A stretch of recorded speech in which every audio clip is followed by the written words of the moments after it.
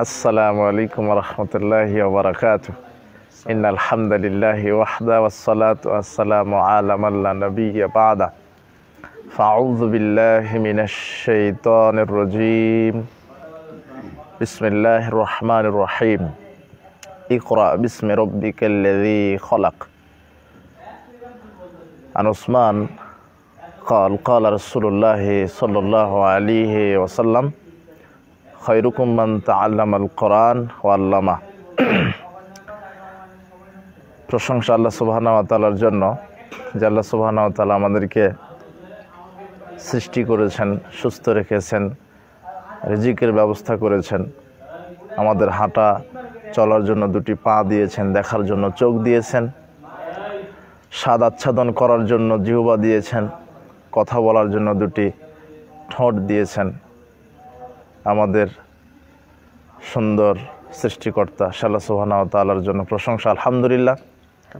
দরুদ ও সালাম আমাদের নবী, শেষ নবী মুহাম্মদ সাল্লাল্লাহু আলাইহি ওয়াসাল্লামের প্রতি। তা আমরা সংক্ষিপ্ত সময় আপনাদেরকে যে মেসেজটি বা যে বিষয়ে একটু কথা বলতে চাচ্ছি সেটা হচ্ছে যে দ্বীনি শিক্ষার গুরুত্ব। আল্লাহ সুবহানাহু ওয়া তাআলা আমাদেরকে সৃষ্টি করেছেন এবং মানুষকে জানিয়েছেন তার অজানা।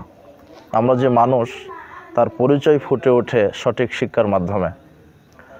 আর সঠিক জ্ঞান আরেকটি কথা যে আমাদেরকে জ্ঞানী হতে হবে, আমাদেরকে বিদ্যা অর্জন করতে হবে। কেননা বিদ্যা অর্জন, জ্ঞান, এটা সঠিক দিন বা সঠিক বোঝার একটি মানদণ্ড। আমরা বিদ্যা অর্জন করলে সঠিকটা বুঝতে পারবো আর সঠিকটা মেনে চলতে পারবো। এই জন্য আমরা সঠিকটা নিজে মানব, সঠিকটা নিজে জানব। এই জন্য আল্লাহ সুবহানাহু ওয়া তাআলা আমাদেরকে বিদ্যা অর্জন করতে বলেছেন। কোরআন মাজিদের প্রথম যে আয়াতটা নাজিল হয়েছিল সেটা হচ্ছে বিদ্যা অর্জনের কথা আমাদেরকে স্মরণ করিয়ে দেয়। ইকরা বিসমি রাব্বিকাল্লাযী খালাক। তুমি পড়ো তোমার প্রতিপালকের নামে যিনি সৃষ্টি করেছেন।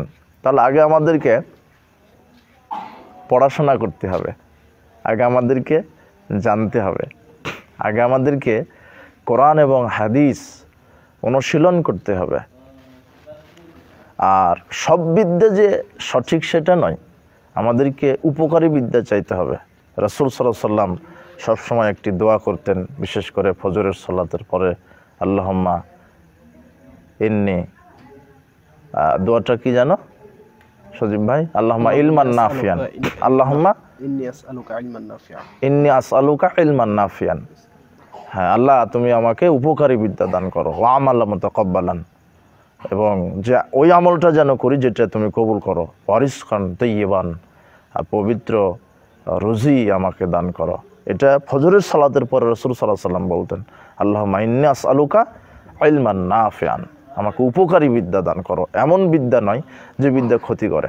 তাহলে আমরা এই যে রাসূল সাল্লাল্লাহু আলাইহি ওয়াসাল্লামের যে দোয়া থেকে আমরা আমল করি কতটুকুন। রাসূল সাল্লাল্লাহু আলাইহি ওয়াসাল্লাম প্রত্যেক ফজরের সালাতের পরে এটা 3 বার করে বলতেন। আপনি এই দোয়াটা কি বললেন যে আল্লাহুম্মা ইন্নী আসআলুকা ইলমান নাফিয়ান, মানে আমাকে উপকারী বিদ্যা ভিক্ষা চাইতে হবে আল্লাহর কাছে। সব বিদ্যা তো সঠিক নয়, সব বিদ্যা উপকার করে না। অনেক বিদ্যা আছে, কুবিদ্যা আছে, কুশিক্ষা আছে। তো আমরা আল্লাহর নিকট উপকারী বিদ্যা চাইব।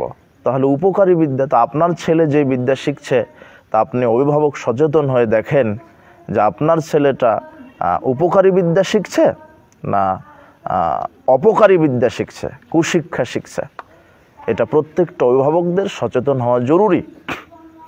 আর বর্তমান যে শিক্ষা সিলেবাস, এটা যারা অভিভাবক আমরা অবশ্যই সচেতন হব। অভিভাবক যারা, অবশ্যই আমরা সচেতন হব যে আমাদের ছেলে মেয়েকে আমরা কি শিক্ষা দিচ্ছি। আপনার ছেলেকে ইংরেজিতে পড়ান, আপনার ছেলেকে জেনারেল পড়ান, এটা নিষেধ নয়। তবে দেখেন আপনার ছেলেকে আগে সঠিক আকীদা মানহাজের শিক্ষা দিচ্ছেন কিনা, সঠিক কোরআন এবং সহিহ হাদিসের শিক্ষা দিচ্ছেন কিনা। আগে আপনার ছেলে মেয়েকে কোরআন এবং দ্বীনি ইলমের উপরে শিক্ষা দেন, যাতে করে ছেলে মেয়ে আলো খুঁজতে পায়, আলো খুঁজে পায়, কল্যাণকর পথ, সিরাতে মুস্তাকিমের যেন দিনের পথে সিরাতে মুস্তাকিমের পথ যেন খুঁজে পায়, এমন শিক্ষা আপনার ছেলে মেয়েকে দেন। আজকে মাদ্রাসা শিক্ষা ব্যবস্থা সম্পর্কে অনেক ভুল ধারণা আছে। মাদ্রাসা শিক্ষা ব্যবস্থাকে অনেকেই বলে এটা ফকিরি বিদ্যা, মাদ্রাসা শিক্ষায় একটা ছেলে চাকরি পাবে না, একটা ছেলে ভালো কিছু করতে পারবে না। এই যে একটা সংকীর্ণতা মনোভাব, এখন মাদ্রাসা শিক্ষা ব্যবস্থা জেনারেল এবং মাদ্রাসা দুটোর সমন্বয়, আলহামদুলিল্লাহ আমরা বলতে পারি যে মাদ্রাসা শিক্ষা ব্যবস্থাটা এখন ওপরে।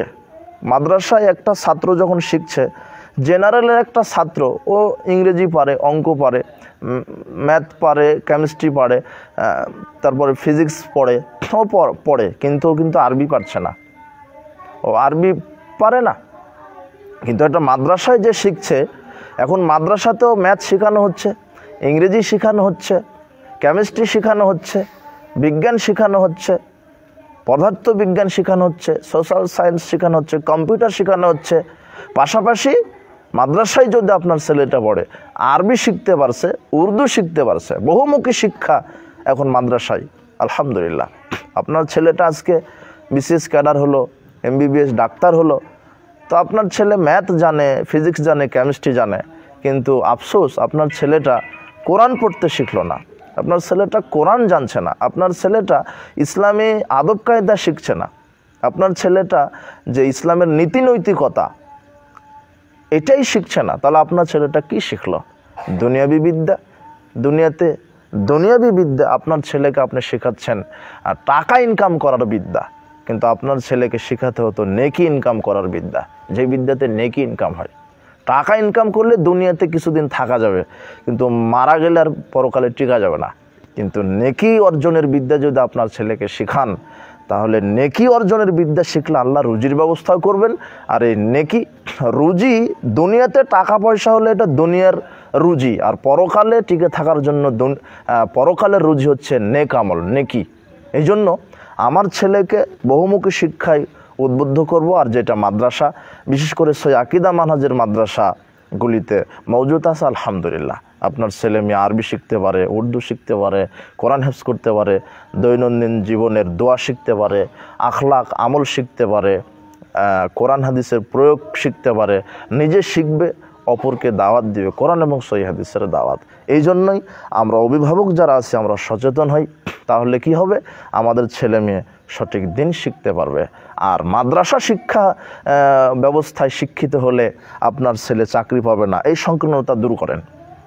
আজকে মিডিয়াগুলিতে খবর নেন, বড় বড় বিশ্ববিদ্যালয়গুলি ডিপার্টমেন্ট ফার্স্ট হচ্ছে, আলহামদুলিল্লাহ মাদ্রাসার ছাত্ররাই, আলহামদুলিল্লাহ তারা বহুমুখী শিক্ষা ব্যবস্থায় তারা এখন অলরাউন্ডার, পারদর্শী।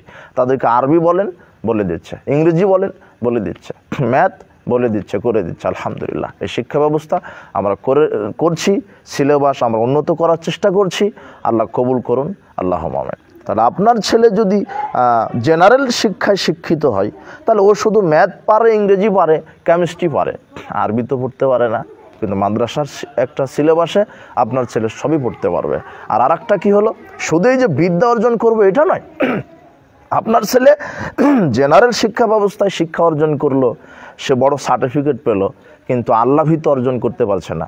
মাদ্রাসা শিক্ষা ব্যবস্থায় যোগ্য আল্লাহভীর উস্তাদের সহবতে থাকবে, আপনার ছেলে আপনার মেয়ে সঠিক ইলম শিখবে, আল্লাহভীতি তাকওয়া শিখবে।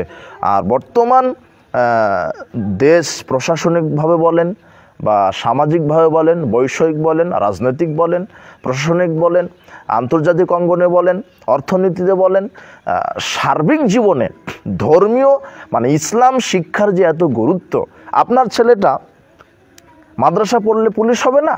হবে। র্যাব হবে না? আইনজীবী হবে না? অবশ্যই হবে। আপনি সংকীর্ণতা ত্যাগ করেন।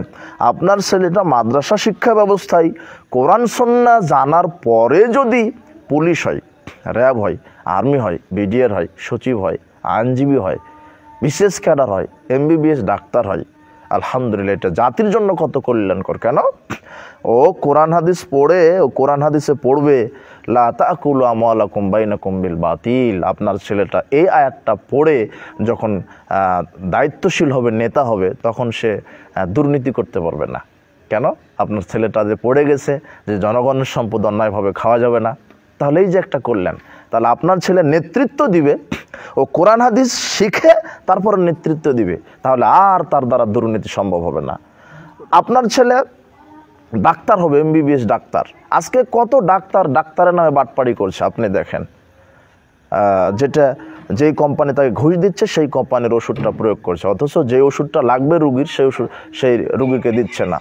তাহলে আপনার এই ডাক্তারের নামে বাটপাড়ি করছে, সবাই যে করছে তা নয়। যার ভিতরে তাকওয়া আছে, ইসলামের জ্ঞান আছে, ইসলামী মূল্যবোধ আছে, ইমানি চেতনা আছে, সে ডাক্তারের নামে বাটপাড়ি করছে না। কিন্তু যার ভিতরে এলেম নাই, তাকওয়া নাই, ইসলামী কোনো নীতি নৈতিকতা নাই, সে অবশ্যই ডাক্তারের নামে বাটপাড়ি করছে। কেন? ও ভুল ট্রিটমেন্ট করছে, বা যেই ওষুধ লাগবে বা সেই চিকিৎসা লাগবে সেটা দিচ্ছে না। পরীক্ষা লাগবে 2টা, পরীক্ষা করছে 4টা, শুধু অর্থের জন্য। কিন্তু আপনার এই এমবিবিএস ডাক্তার এই ছেলেটা, আমি ডাক্তার হতে নিষেধ করছি না, আপনার ছেলেকে আগে কোরআন হাদিসের শিক্ষা দেন, তারপর এমবিবিএস ডাক্তার হবে। তাহলে কোরআন হাদিসের এই আল্লাহ ভীতি তাকওয়া শেখার পরে যদি আপনার ছেলেটা ডাক্তার হয়, তাহলে হাদিস পড়ে ডাক্তার যদি হয়, তাহলে হাদিসে বলা আছে, রাসূল সাল্লাল্লাহু আলাইহি ওয়াসাল্লাম বলছেন, মান গাশশানা ফালাইসা মিন্না, প্রতারক আমার উম্মত নয়। তাহলে আপনার এই ছেলেটা ডাক্তারের নামে আর জাতির সামনে, রুগীদের সামনে প্রতারণা করতে পারবে না। কেন? এই যে তাকওয়া আল্লাহ ভীতি শিক্ষা অর্জন করে সে ডাক্তার হয়েছে।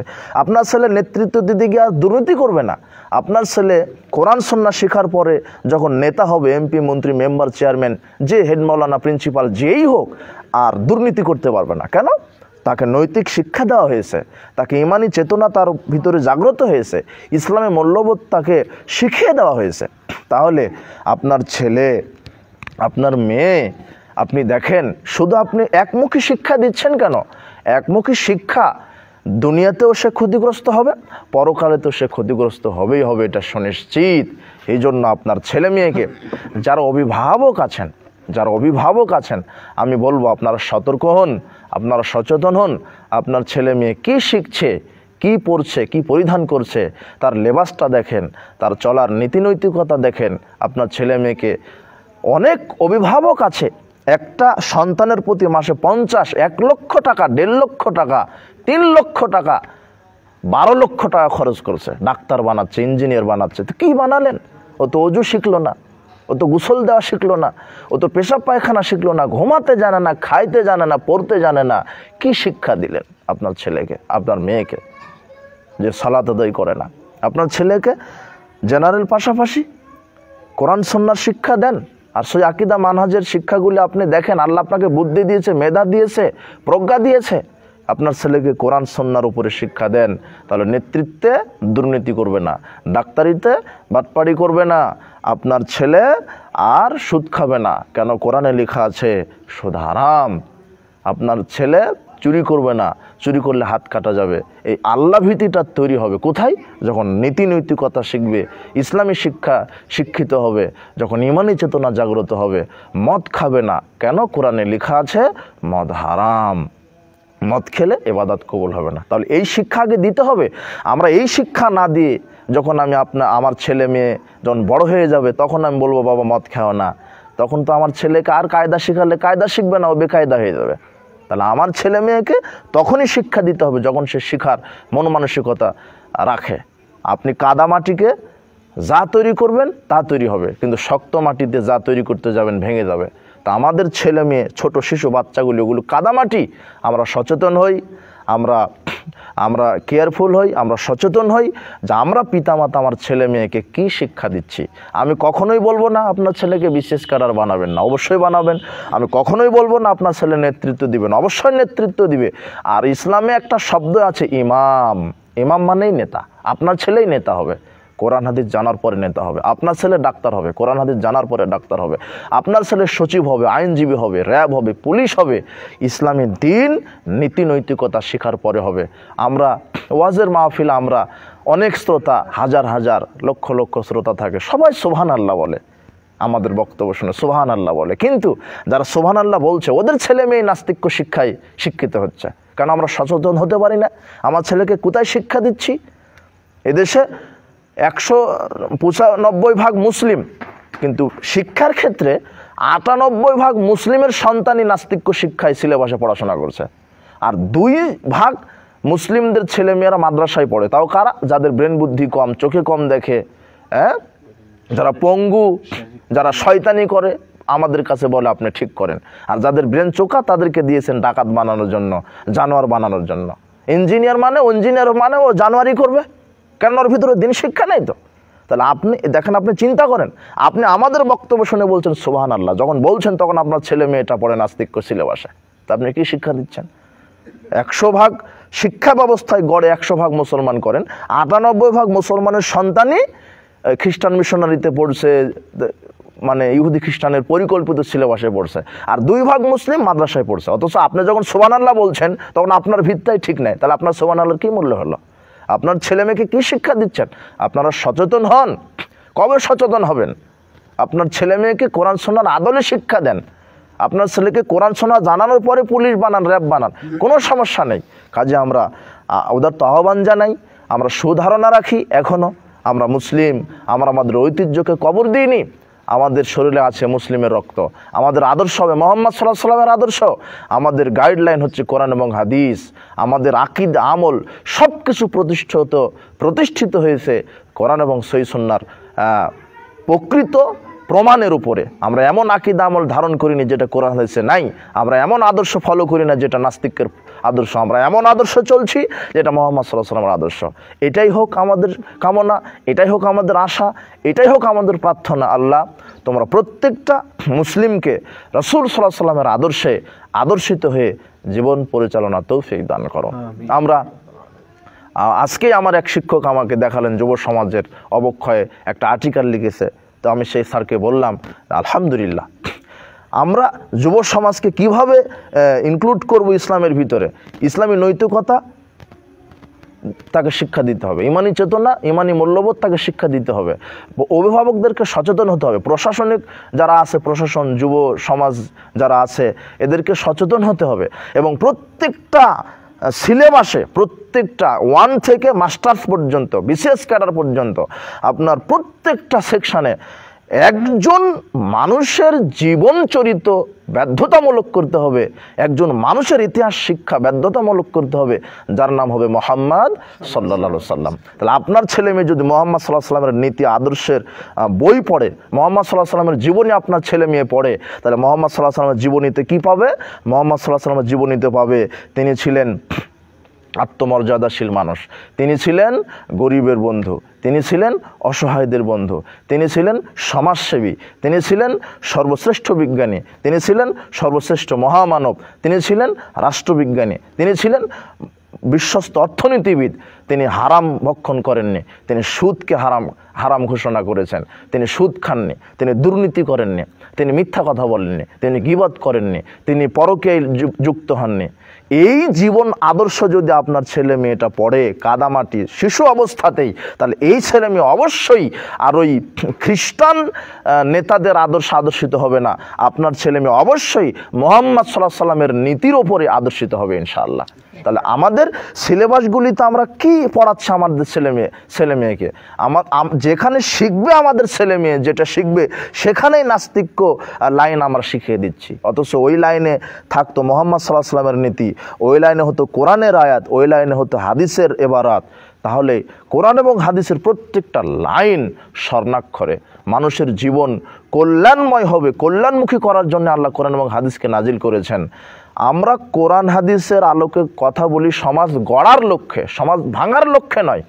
কিন্তু এক তৃতীয় পক্ষ আছেই, শয়তানের কাজ তো আছেই। এই জন্য রাসূল বলছেন সর্বশ্রেষ্ঠ মুজাহিদ যে শয়তানের বিরুদ্ধে যুদ্ধ করে টিকতে পারে। এই জন্য আমরা আবারও বলছি যে আমরা সচেতন হই, বিশেষ করে অভিভাবক সচেতন হলে সমাজ সচেতন হবে, যুবক যুবতী সচেতন হবে। আমরা যদি পানির ওই যে টাঙ্কি, ওখানেই যদি মরা কুকুর পড়ে থাকে, তাহলে তো আমি পানি ভালো পাবো না, পানিটা মরা কুকুরেরই হবে। আর টাঙ্কিটা যদি পরিষ্কার হয় তাহলে পানি পরিষ্কার হবে। তাহলে আমরা প্রশাসন বিভাগে যারা আছি, আমরা শিক্ষা সিলেবাসে যারা আছি, আমরা যারা অভিভাবক আছি, আমরা যদি পরিষ্কার হই, ছেলে মেয়ে এমনিতেই পরিষ্কার হবে ইনশাআল্লাহ। তাহলে কাজেই আমরা সচেতন হই। আমরা কবে সচেতন হব? আমরা সচেতন হই বলছি, ধৈর্য ধরে বলছি, ধৈর্য ধরবে কে? সচেতন হবে কে?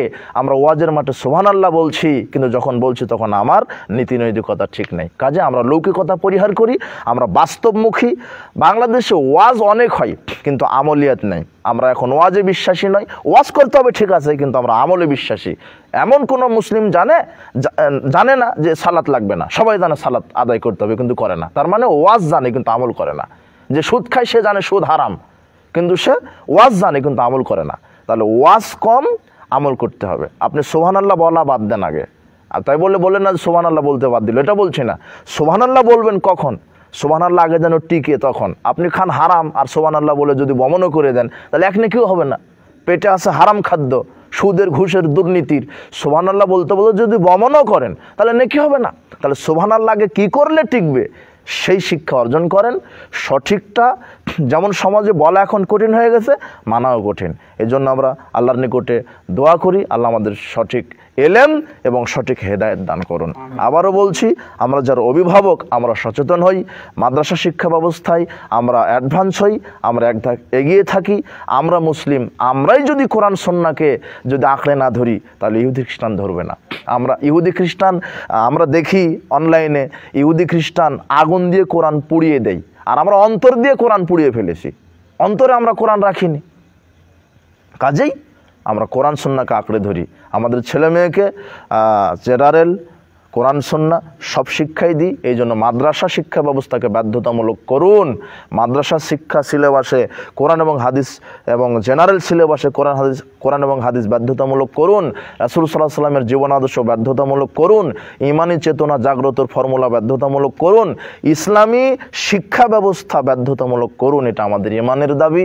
আমরা এদেশের সুনাগরিক যারা প্রশাসনিকভাবে আছেন, যারা শিক্ষা সিলেবাস প্রণীত করেন, আমরা প্রত্যেকের কাছে এই আহ্বান জানাই। আল্লাহর নিকটে আকুল আবেদন, দোয়া রেখে আমরা সার্বিক প্রত্যেকের জন্য আমরা ক্ষমা চাই, হেদায়েতের দোয়া চাই। আল্লাহ আমাদের প্রত্যেককে ভালো রাখুন, সুস্থ রাখুন। আমরা যে দ্বীনি শিক্ষা ব্যবস্থার উপরে যে আলোচনাটা আমরা করলাম, আল্লাহ আমাদেরকে এটা বুঝে, এটা আমাদের অন্তরে, আমাদের বাস্তবে প্রয়োগ করার আল্লাহ সুবহানাহু ওয়া তাআলা তৌফিক দান করুন। আল্লাহ সুবহানাহু ওয়া তাআলা আমাদেরকে হেফাজত করুন, আমাদের পাপ ক্ষমা করুন। দেশ এবং প্রবাসে যারা যেখান থেকে আমাদের লেকচারগুলি শোনেন, আমাদের জন্য দোয়া রাখবেন, আপনাদের জন্য দোয়া রাখি।